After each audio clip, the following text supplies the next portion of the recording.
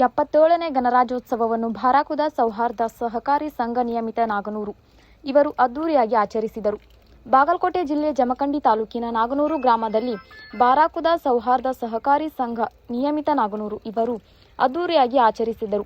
ಇದೇ ಸಂದರ್ಭದಲ್ಲಿ ಸಹಕಾರಿ ಸಂಘದ ಅಧ್ಯಕ್ಷರಾದಂತಹ ಬಸಪ್ಪ ಲಕ್ಕಪ್ಪ ಗಲಗಲಿ ಅವರು ಧ್ವಜವನ್ನು ನೆರವೇರಿಸಿದರು.